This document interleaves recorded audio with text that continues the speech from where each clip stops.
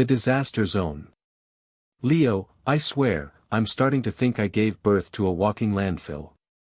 Mom stood in the doorway, arms crossed, her voice a strained whisper that barely contained the volcanic eruption brewing beneath.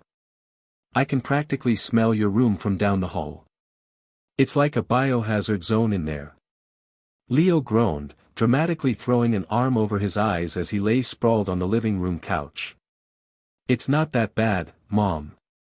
I know where everything is. That's precisely the problem, she exploded, abandoning the whisper. A normal person wouldn't need to know the precise location of a fossilized pizza crust under a pile of, what even is that? Research materials, Leo mumbled. For a project. Mom's expression softened, but only slightly. Sweetheart, I love that you're creative, I really do. But this is beyond the pale.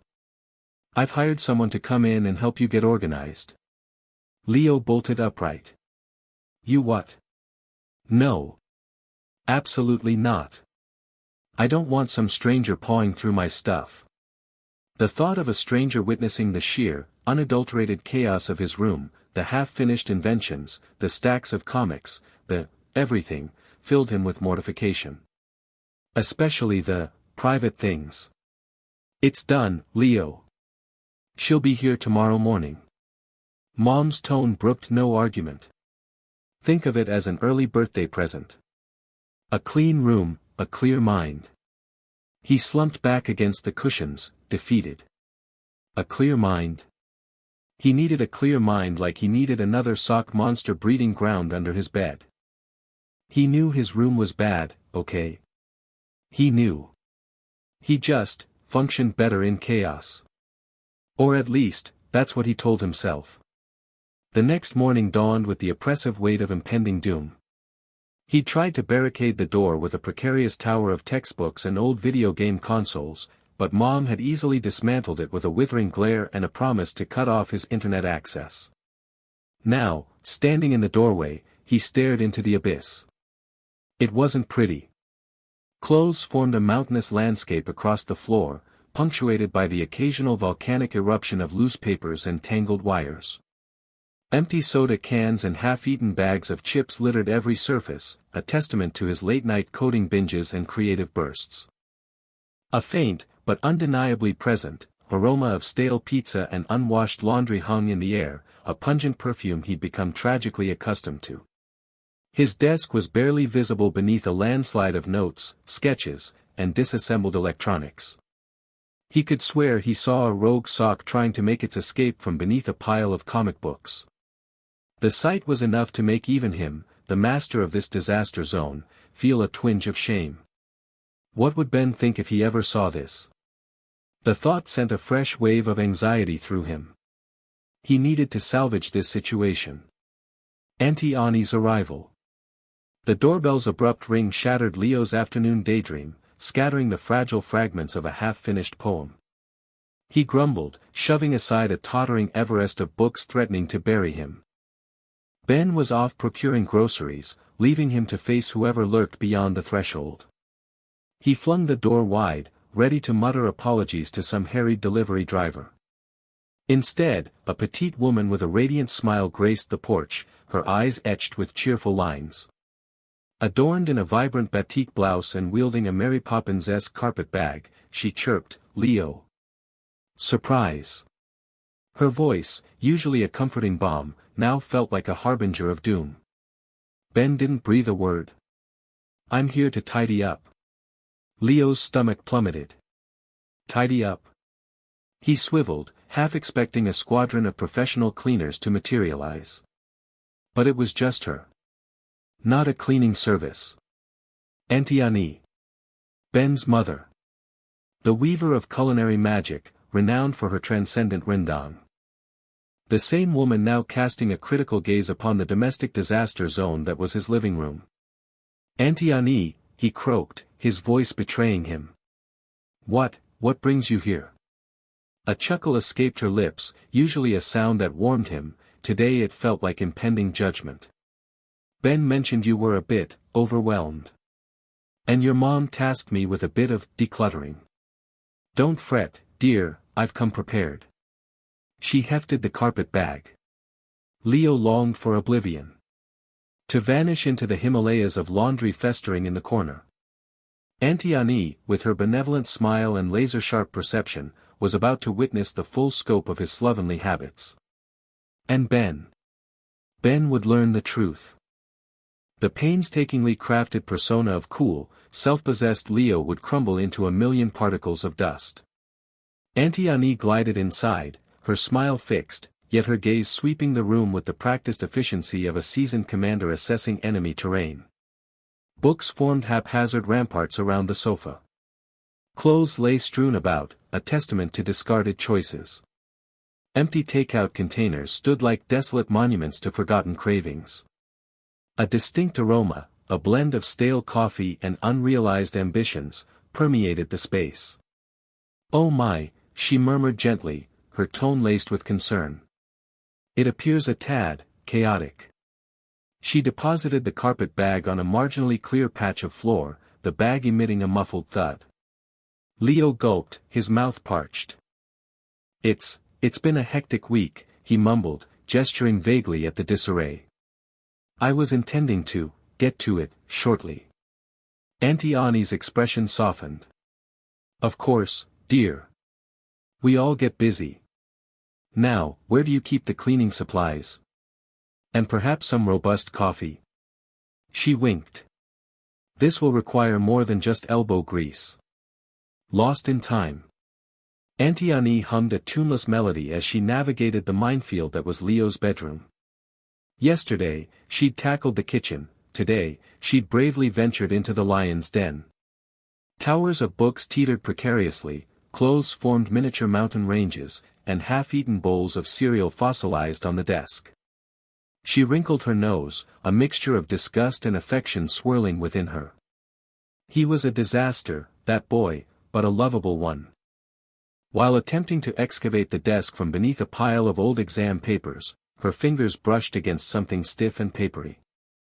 She pulled it free. It was a photograph, faded and creased, but still vibrant with youthful energy. Two boys, no older than 10, grinned mischievously at the camera. One, unmistakably Leo, sported a gap-toothed smile and a mop of unruly brown hair. The other, Ben, stood beside him, radiating a quiet confidence even then. They were covered head to toe in mud, clutching fishing rods almost as tall as themselves. "Oh, my," Auntie Annie breathed, a wave of nostalgia washing over her. Later, as Leo sheepishly surveyed the slightly less chaotic landscape of his room, Auntie Annie had performed miracles. She presented him with the photograph. He stopped short, his eyes widening. "Where did you find this?" he asked, a faint blush creeping up his neck. "Under a mountain of, well, never mind. Do you remember?" Leo took the photograph, his fingers tracing the outline of Ben's face. That was the summer we tried to build a dam in the creek behind Ben's house. We were convinced we could create our own private swimming hole." He chuckled, a genuine, unguarded sound. "Obviously, it didn't work. We spent more time covered in mud than actually building anything." Auntie Annie watched him, a knowing glint in her eye. "You two were inseparable back then, weren't you?" Leo shrugged, trying to appear nonchalant. "Just kids being kids." "More than that, Leo. I saw the way you looked at him, even then. It was protective. Admiring. You always wanted to be the one to make him laugh." He fidgeted, suddenly intensely interested in a loose thread on his jeans. "You're imagining things, Auntie Annie." She gently took his hand, her touch surprisingly firm. "Am I? I've known you since you were that little boy in the picture, Leo. And I know when you care deeply about someone. Don't let fear hold you back from what could be real happiness. Life's too short to spend it tidying up around the edges of your feelings." She squeezed his hand before letting go. "Now, about those cereal bowls." She gestured towards the desk with a playful smirk.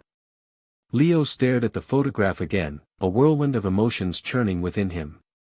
Fear, yes, but also a flicker of hope.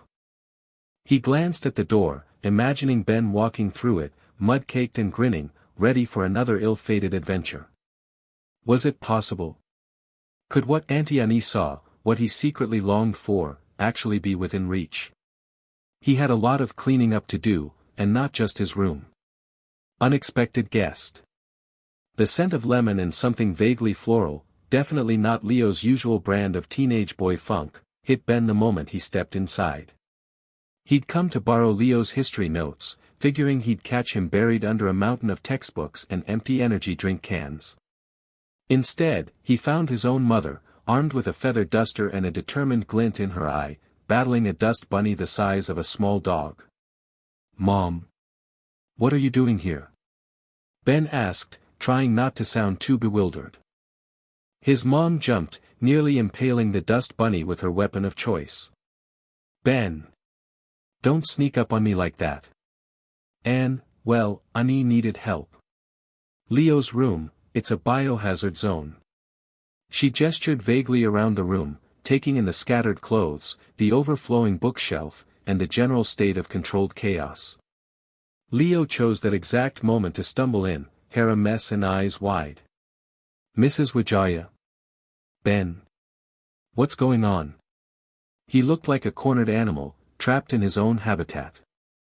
A faint blush crept up his neck. "Just helping your Auntie Annie," Ben's mom said, a little too brightly. "Making sure you're living in a healthy environment." Ben snorted, earning a glare from his mom. He turned to Leo, a smirk playing on his lips. "Looks like you got busted, Maxwell. Living the slob life, huh?" Leo's blush deepened. "It's not always like this," he mumbled, kicking a stray sock under the bed. "I was busy. Busy cultivating new forms of mold." Ben teased, dodging a playful swat from his mom. Auntie Annie appeared then, carrying a stack of neatly folded laundry. She surveyed the scene, a knowing smile on her face. "Ah, Ben. Just in time. Leo needs a supervisor.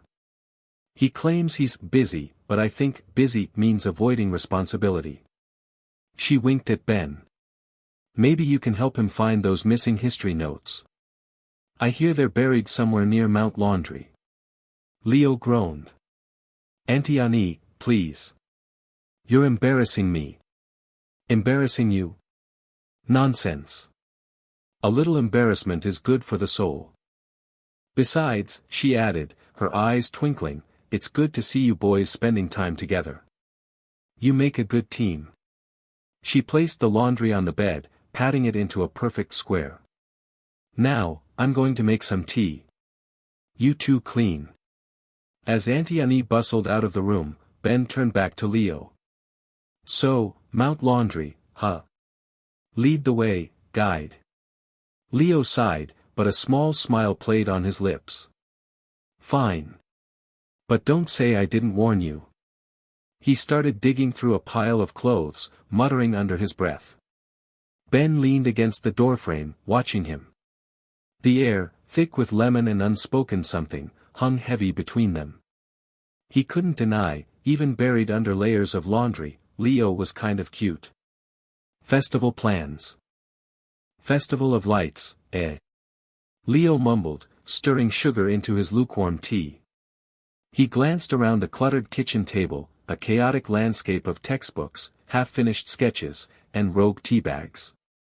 Auntie Annie's visits always seemed to highlight the sheer disaster zone that was his life. Auntie Annie, Ben's mother, beamed.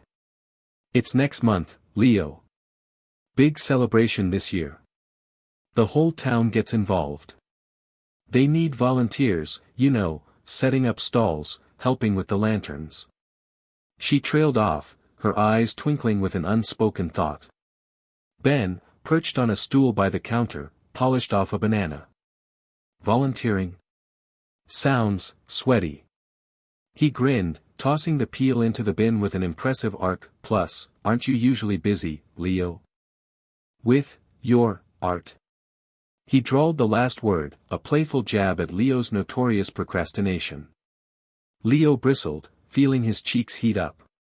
"I get things done," he muttered, pushing a stack of papers further away.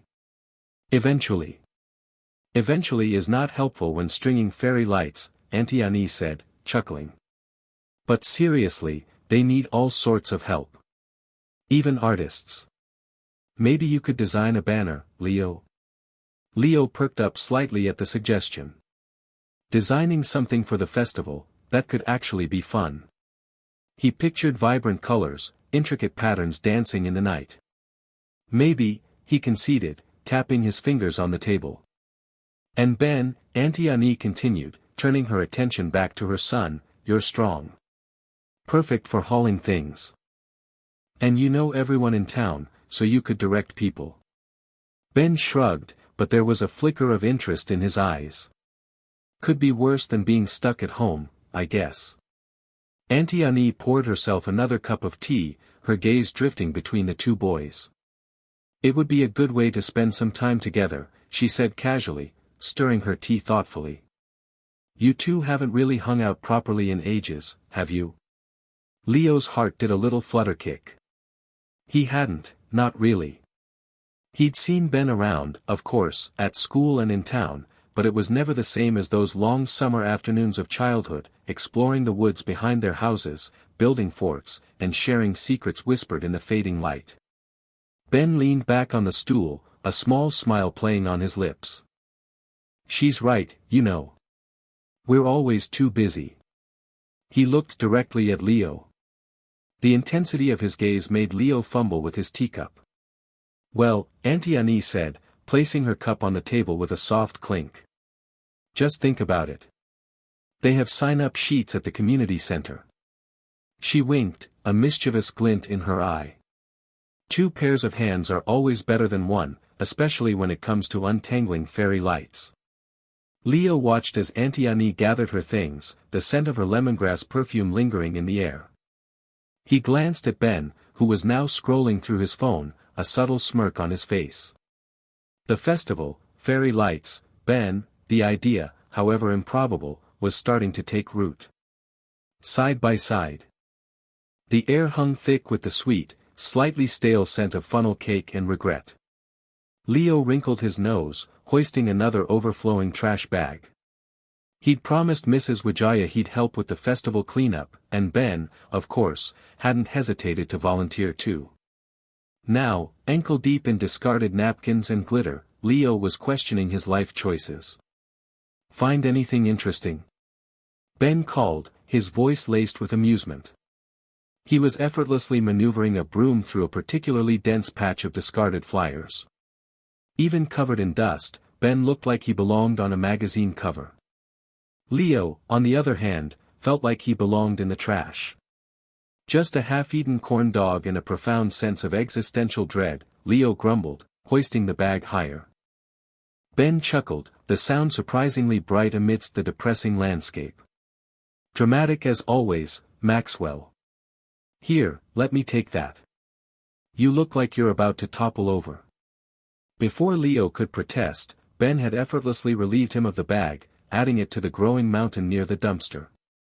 Watching Ben's easy strength, Leo felt a familiar pang of something. He quickly squashed it. Crushes were for teenagers. He was practically an adult now. They worked in comfortable silence for a while, the only sounds the rustling of leaves, the distant hum of traffic, and the rhythmic swish of Ben's broom. Leo found himself strangely content, picking up rogue balloons and discarded paper plates.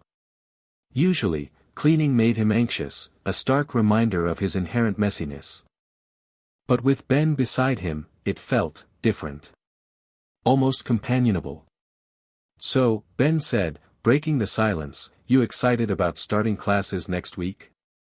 Leo shrugged, feigning nonchalance. As excited as one can be about impending academic doom, I suppose. Ben laughed again. You'll be fine. You're, like, secretly a genius. Secretly? Leo raised an eyebrow. I thought I was pretty open about it. Modest, too, Ben teased, nudging Leo with his elbow. The casual contact sent a jolt through Leo's arm. He tried to ignore it. Hey, I saw your mom earlier, Leo said, changing the subject. She made the best baklava. I may have had, like, 5 pieces. Ben grinned. Yeah, she went all out this year. She was worried nobody would come after the storm. It was a great turnout, Leo said, thinking of how proud Mrs. Wijaya had looked. She's amazing. Ben nodded, a soft smile playing on his lips. She is. She's everything, really. He paused, his gaze drifting towards the distant Ferris wheel, now still and silent. She works so hard, you know. I just want to make her proud. Leo understood that sentiment perfectly. He knew how much Ben adored his mother, how fiercely protective he was of her. He also knew, with a certainty that surprised even him, that Mrs. Wijaya was already incredibly proud of her son.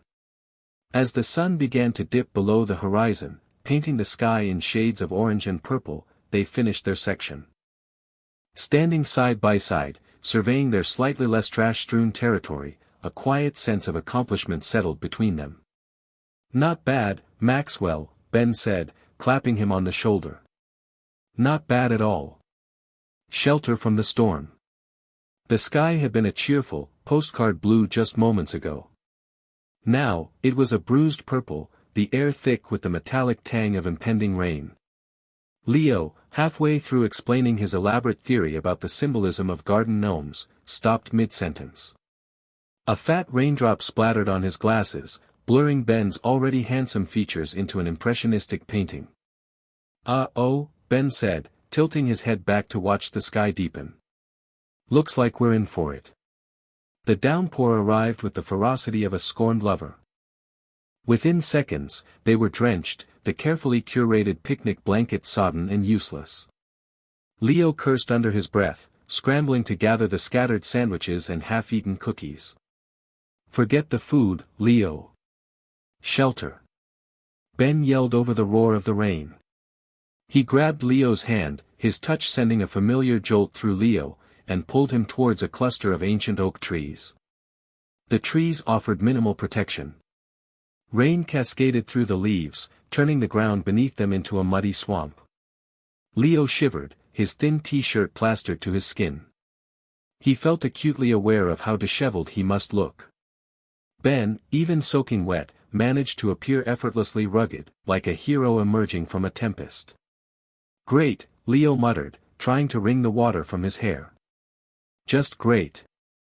Ben chuckled, a warm, comforting sound that cut through the storm's fury. Could be worse. We could be stuck in your room right now. Leo winced. He was still mortified by the cleaning situation, and even more mortified that Ben had witnessed his shame. The silence stretched, punctuated only by the drumming rain. Leo could feel Ben's gaze on him, a gentle intensity that made his heart pound. He opened his mouth to say something, anything, to break the tension, but the words caught in his throat. Leo, Ben began, his voice low and serious. There's something I need to tell you. Leo's breath hitched. This was it. The moment he had simultaneously dreamed of and dreaded for years. Ben hesitated, then plunged forward. I know your room is chaotic. And I know you're probably embarrassed about my mom helping out. But honestly, seeing you flustered, trying to explain that weird gnome theory. It's kind of endearing. Leo stared at him, dumbfounded. Endearing?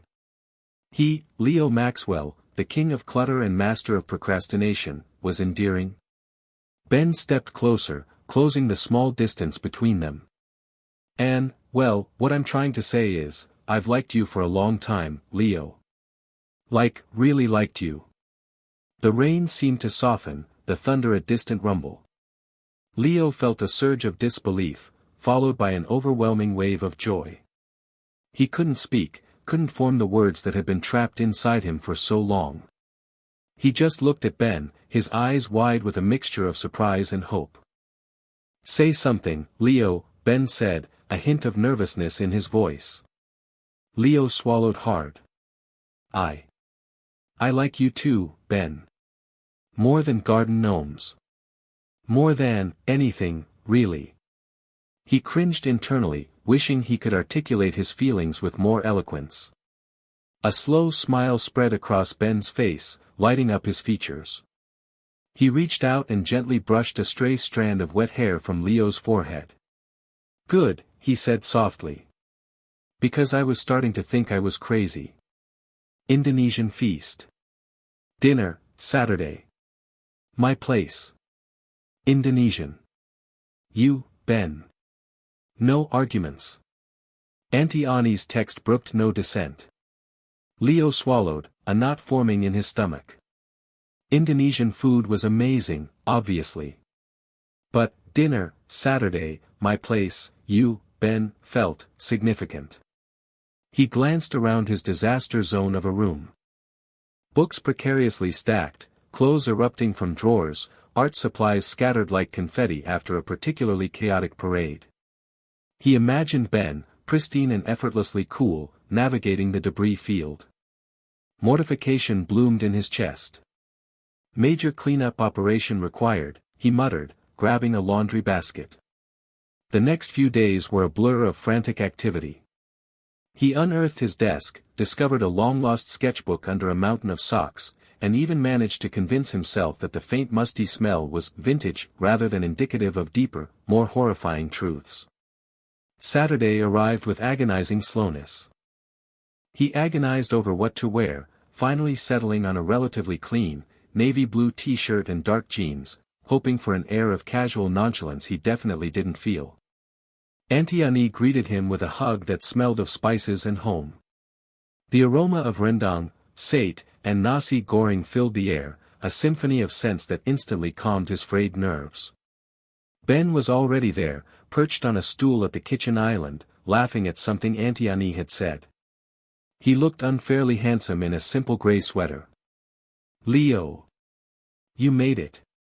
Ben grinned, his eyes crinkling at the corners.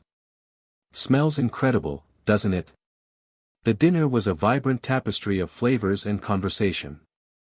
Auntie Annie, a master storyteller, regaled them with tales of her childhood in Jakarta, her voice animated and warm. Ben chimed in with anecdotes about his own family, painting a picture of a close-knit, loving home.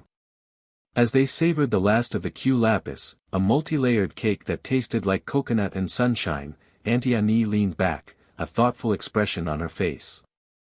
"You know," she said, her gaze flickering between Leo and Ben, "finding love is like making good sambal. You need the right ingredients, the right amount of heat, and a lot of patience." She paused, a wistful smile playing on her lips. "My own love story wasn't exactly a fairy tale.